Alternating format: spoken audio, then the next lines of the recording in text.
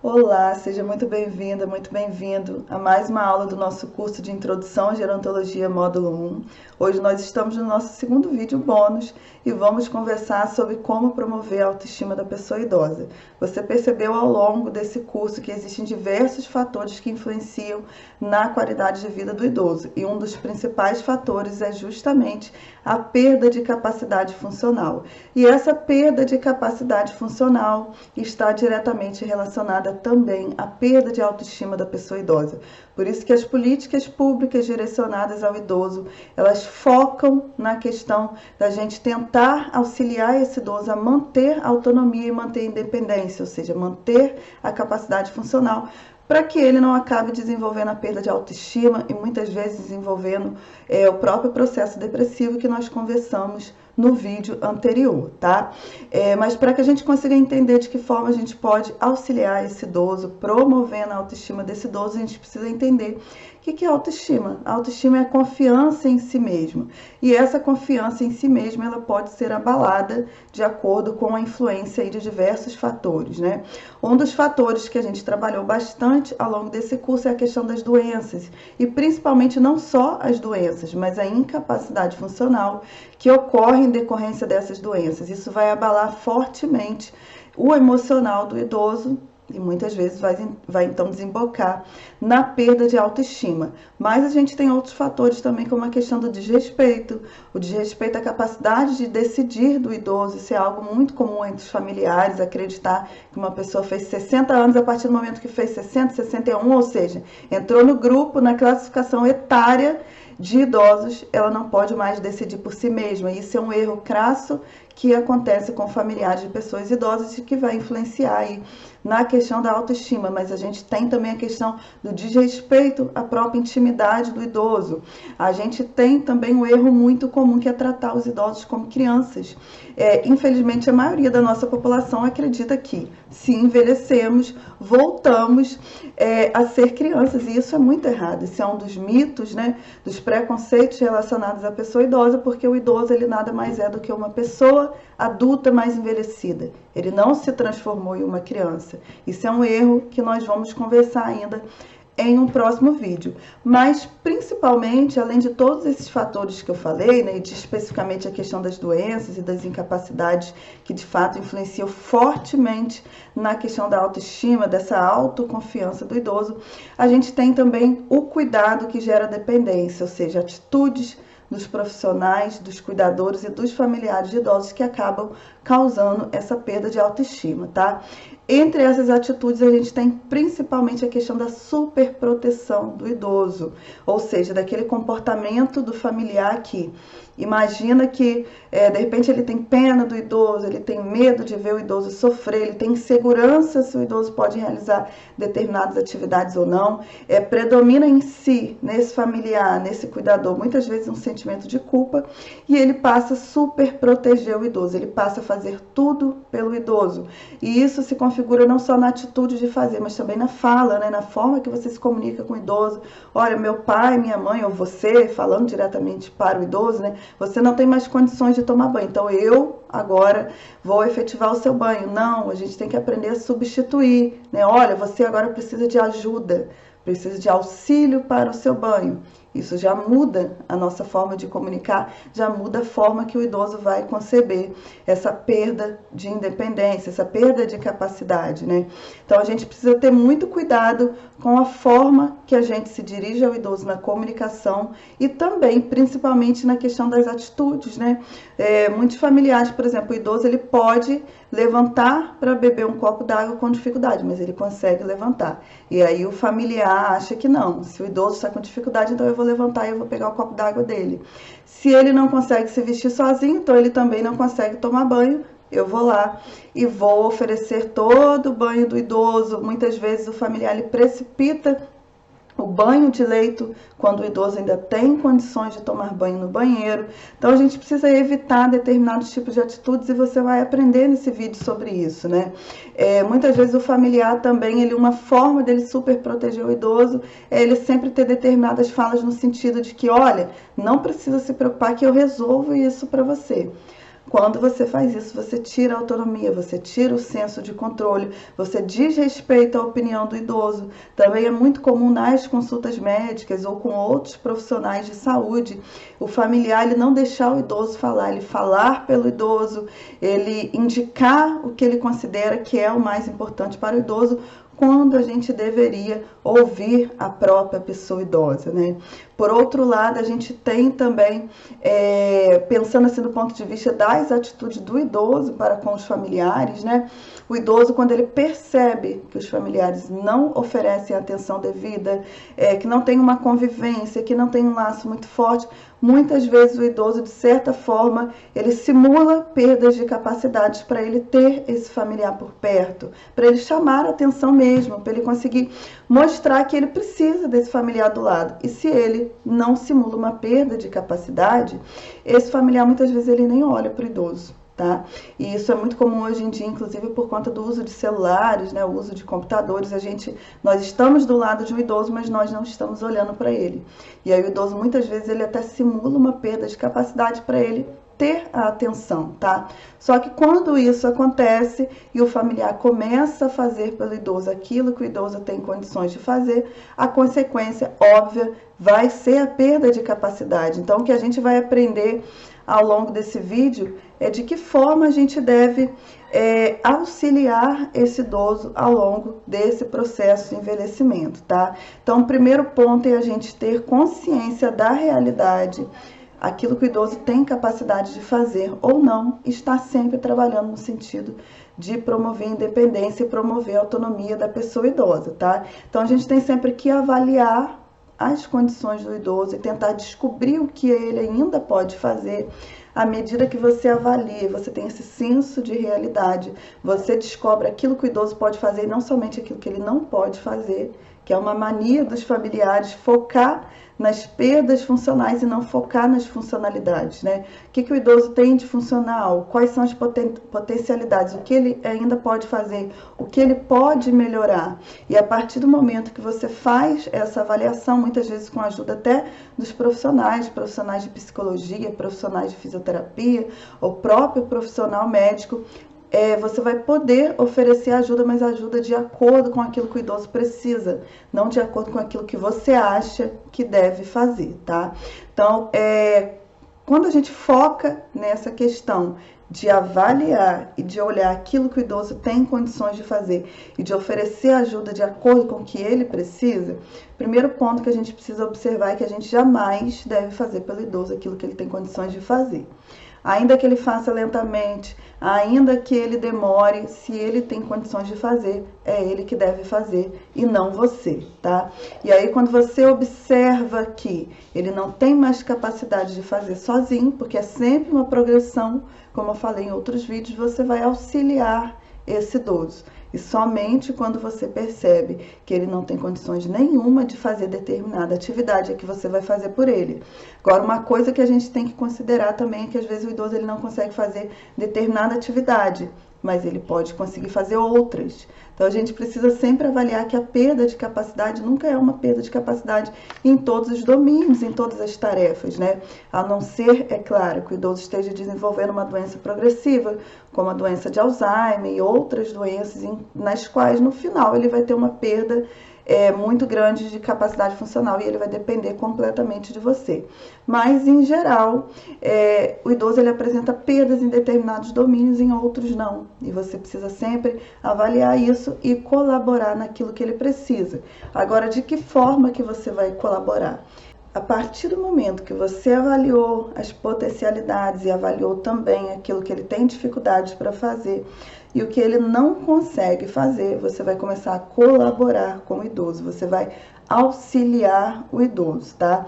E o primeiro ponto nesse sentido é você entender justamente que você só vai fazer pelo idoso aquilo que ele não tem condições de fazer. Aquilo que ele consegue fazer com dificuldade, você vai auxiliar. E aquilo que ele não consegue fazer de jeito nenhum sozinho, é o que você vai fazer. Mas sempre avalie com bastante cuidado, porque a tendência é o que o cuidador comece a fazer pelo idoso tudo aquilo que ele tem dificuldade. Quando você faz isso, você precipita a perda de capacidade funcional, tá? Então, o primeiro ponto é você fazer essa avaliação e aí você vai começar a orientar o passo a passo, orientar verbalmente ao idoso o passo a passo para a atividade que ele precisa realizar. Isso já vai auxiliar bastante. E aí, se você percebe que orientar verbalmente, ainda que o idoso escute essa orientação, ele não consegue fazer, ele precisa de algum auxílio, você vai começar a auxiliar o idoso a iniciar as atividades, né?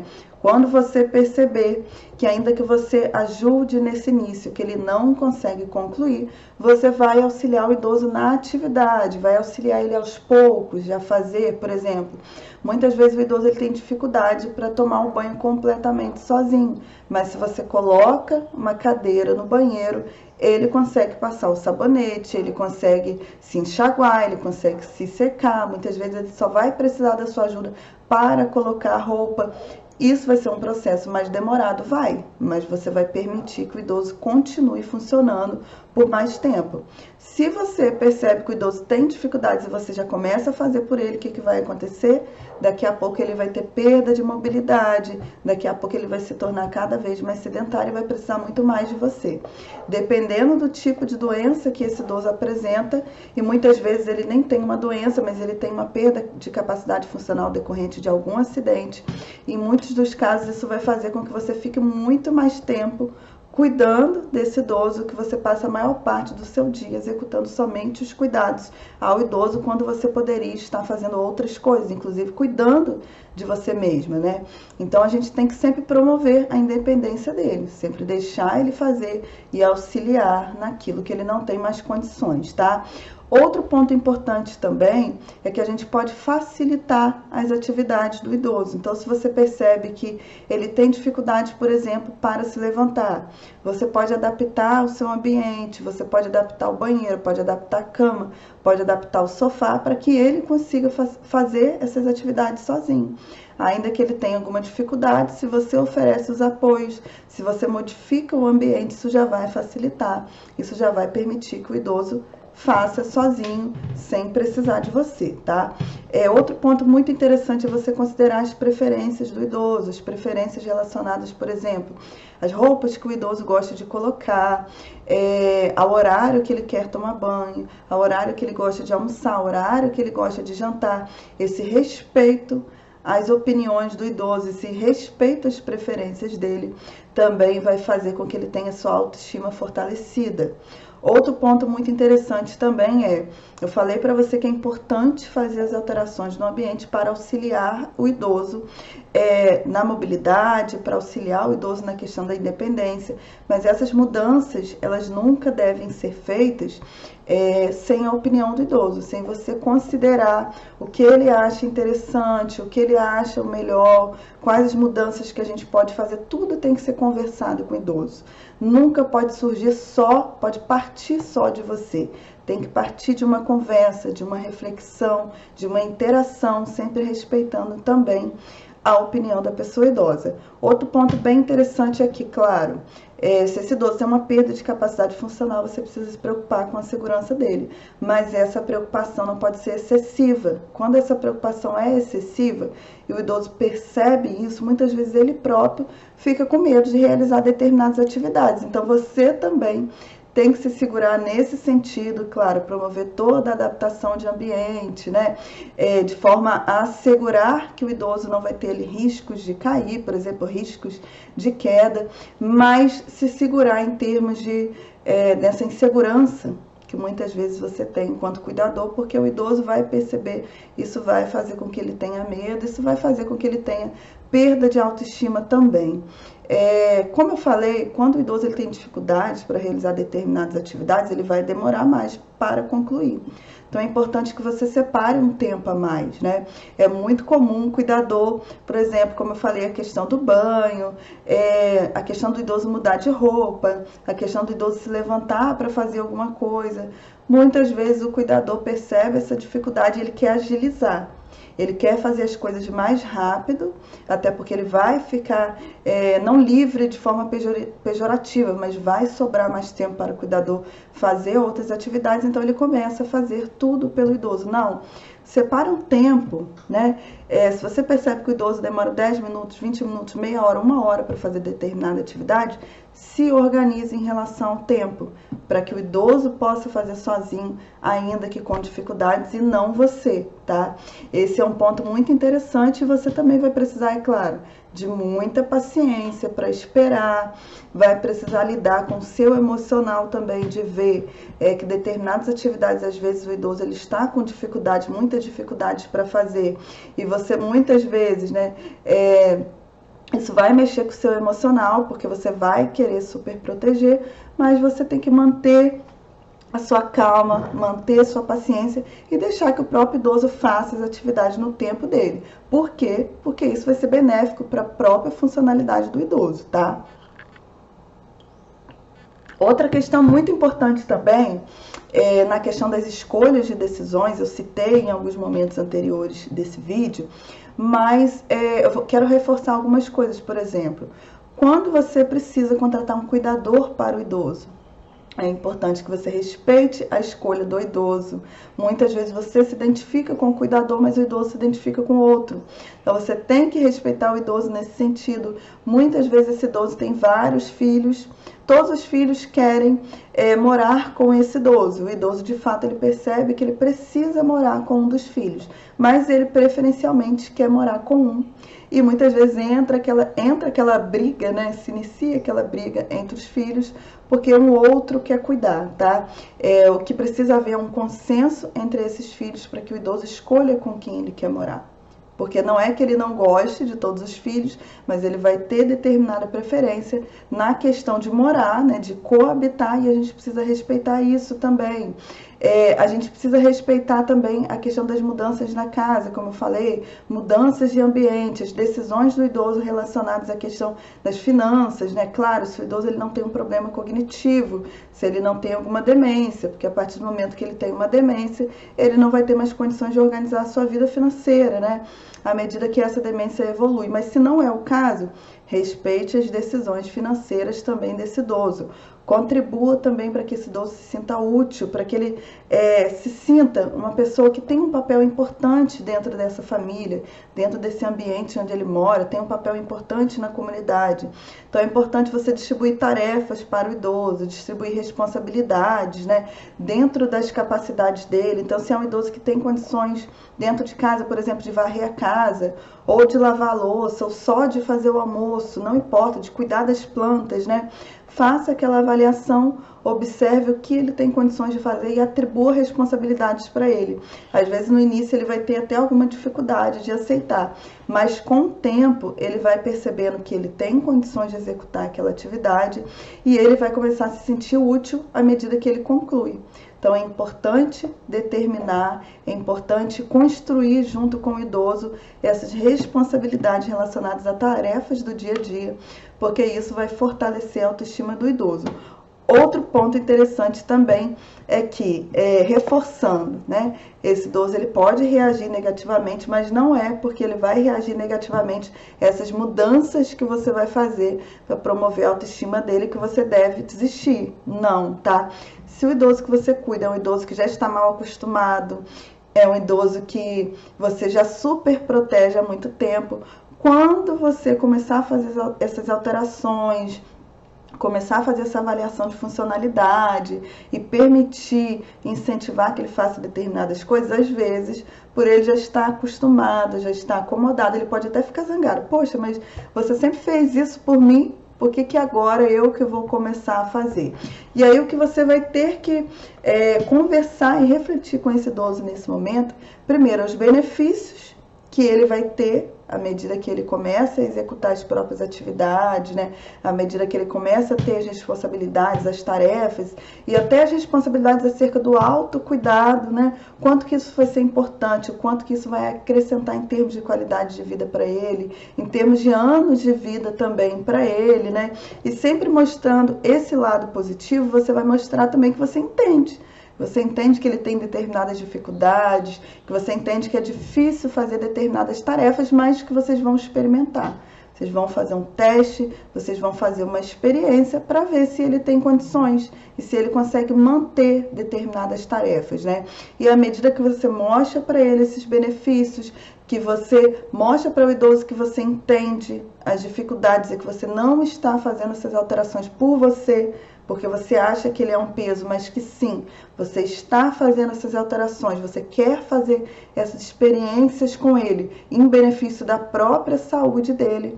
Em geral, ele vai aceitando aos poucos, tá? Mas sempre é preciso paciência, é preciso um tempo e é preciso não desistir, tá bom? Então, lembrando para finalizar essa aula, quais são os fortes fatores que influenciam na autoestima da pessoa idosa? As doenças, a perda de capacidade funcional, você cuidar desse idoso, ter uma atitude de desrespeito com esse idoso na medida em que você começa a cuidar dele como se ele fosse uma criança, e também as suas atitudes de superproteção, tá? Então, sempre o que a gente vai fazer, trabalhar na questão de uma evolução no processo de cuidado, no sentido de que, se o idoso tem condições de fazer aquela tarefa, ele vai fazer sozinho. Se ele tem dificuldade, você vai auxiliar. Se ele não consegue fazer de forma nenhuma, aí sim você vai fazer por ele. E sempre evoluindo naqueles degraus que eu citei, auxiliando verbalmente, facilitando as atividades, né? E sempre incentivando esse idoso a concluí-las, parabenizando, né? E mostrando para ele os benefícios de fazer as próprias atividades ou de fazê-las com o seu auxílio, mas nunca com você fazendo totalmente por ele aquilo que ele tem condições de fazer, tá bom? Então é isso, vamos finalizar a aula de hoje. Um forte abraço e a gente se encontra no próximo vídeo. Tchau, tchau!